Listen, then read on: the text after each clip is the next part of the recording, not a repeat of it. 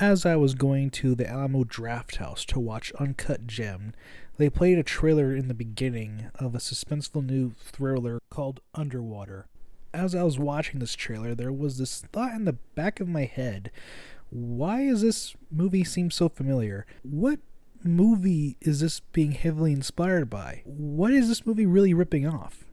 Why do I feel like I've seen this before? Why doesn't Kristen Stewart smile? TJ Miller still a thing? Then it came to me. I know what this movie's a copy of course. They're heavily inspired by Deep Star 6. There is no other movie I can even think of coming close to this. This 1989 horror movie is just one of those alien ripoffs. Yes, one of them. I will talk about some of those in the future, but you know what makes this movie different? It's underwater. Just look at this cover. If this doesn't scream aliens, I don't know what does.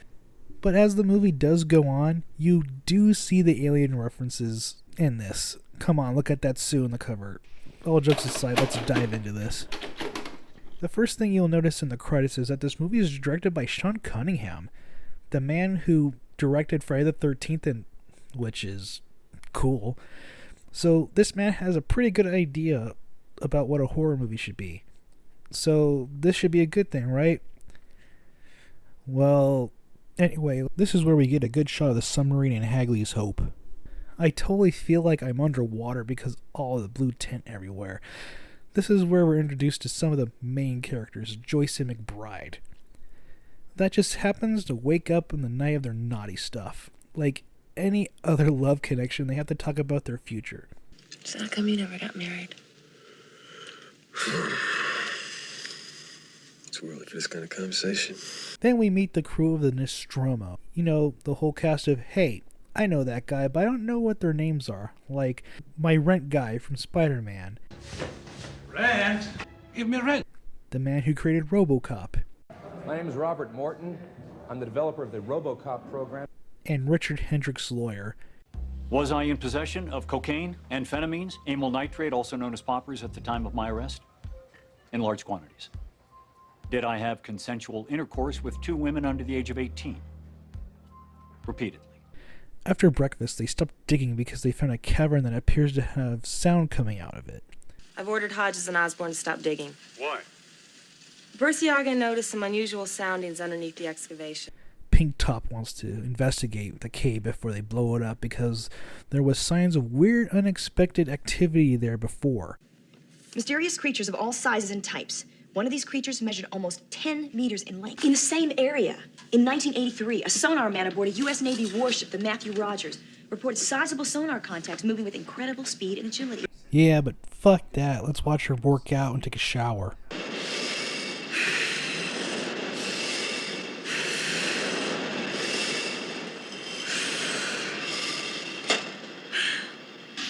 Whoa, check it out, butt-head a naked chick. Yeah. Cool. Come on, get out of the way, there's a naked chick. Yeah. Yeah, butt munch. After that tease, they place the bomb and blow up the cavern, and they manually investigate the cavern with a drone.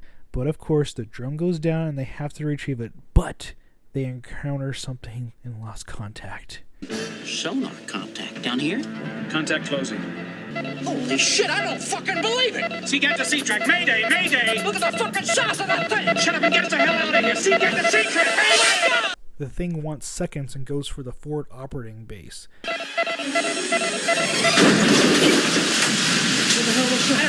the stabilizers.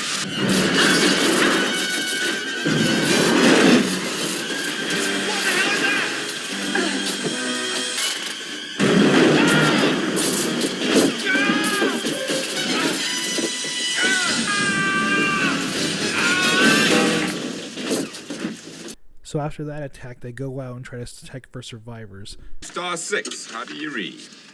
Loud and clear. All right, let's stand by for a systems check. Pressure? Pressure, 3.6 and holding. Check. Oxygen? Oxygen is 4.0. Check.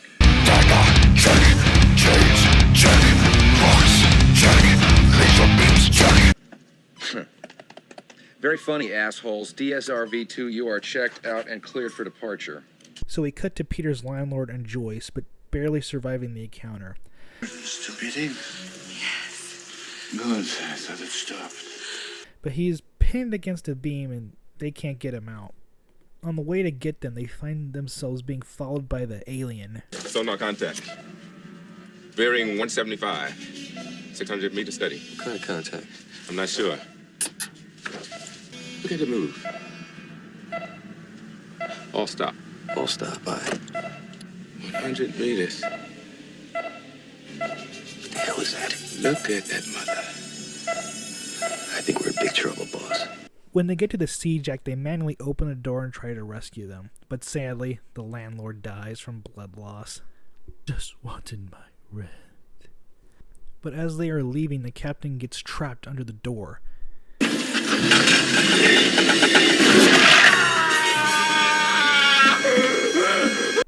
As they're trying to free him, he purposely floods the place so they can get out. Yes, let's endanger the lives of 2 of my crew members that they'll make them leave. Seems smart to me.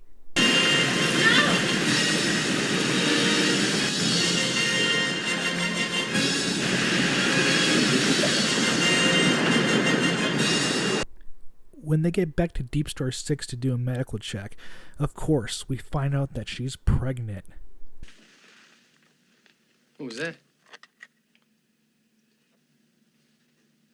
That was our baby's heartbeat. So like normal people are trying to get the fuck out, but they need to secure the missiles before they can go.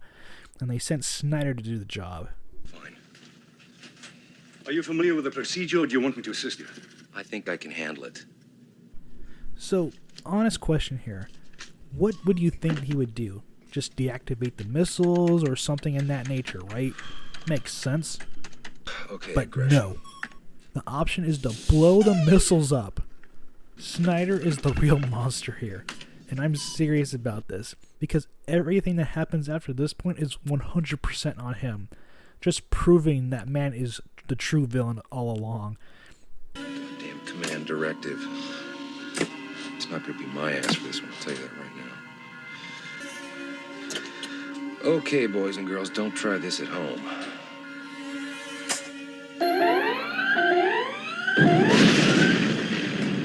Yes.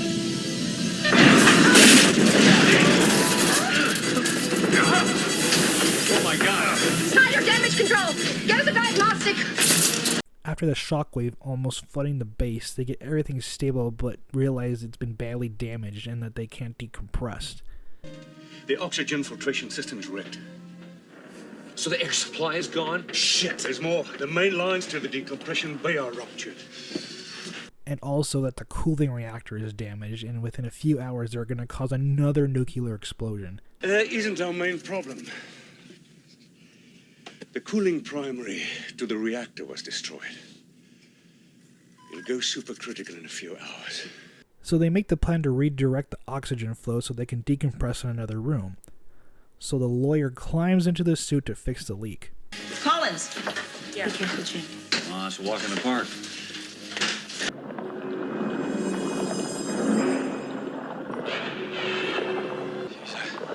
I saw something. Say again, please. So can you fix this thing? I have no idea. His transmission's breaking. Stand by. So as they're bringing him aboard, he brings an unwelcome guest and takes a bite out of him and starts flooding the area. But there's something in the fucking airlock!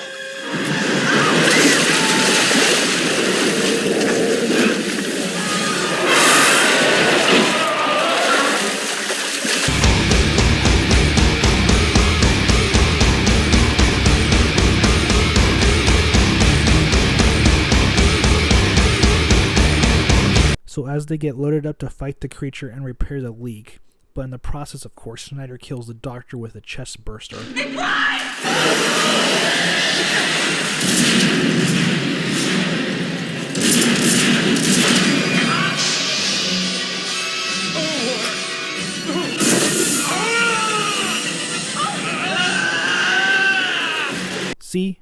See what I mean when I say this guy's the cause of everything? You should listen to me more often. But he starts to go crazy and tries to leave without being decompressed first.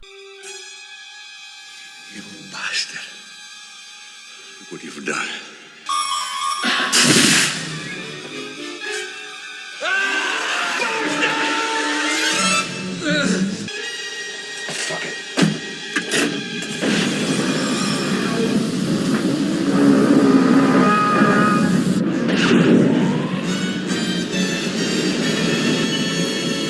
To be honest, this leads to a pretty brutal death.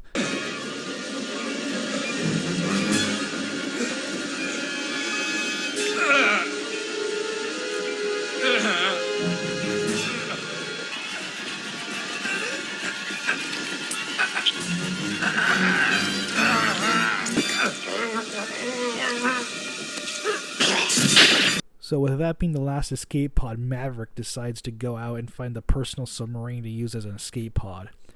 As they're waiting for him to return, Oscar's toe fungus gets in the room and kills the other lady. Yeah, I know she has a name, but you know me by this point. But manages to kill the beast.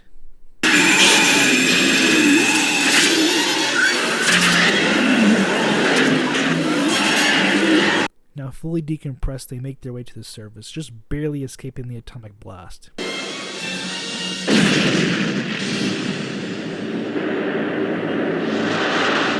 So they reach the surface and all is well, and that is deep water. Oh wait. How? That thing can survive an atomic bomb? Of course, this is a Sean Cunningham movie where there has to be some type of twist at the end. Anyway, they kill the creature and they sail off into the sea. So that was Deepwater 6. So, that was Deepwater 6. And to be honest, I thought this was really boring. I had a hard time watching this one. It's just that there wasn't really anything good. Or, there was no real tension, I should say, in the whole movie. Also, most of the time, Snyder fucked everything up, and not only the monster. It's not bad, I just don't really care for it, for being an alien ripoff and for being based underwater. It's pretty weak, and maybe I can check out the other ripoff movies in the future, because, I mean, there was 6 alone in 1989, so I have a lot to work with. But until then, have a good one. You asshole.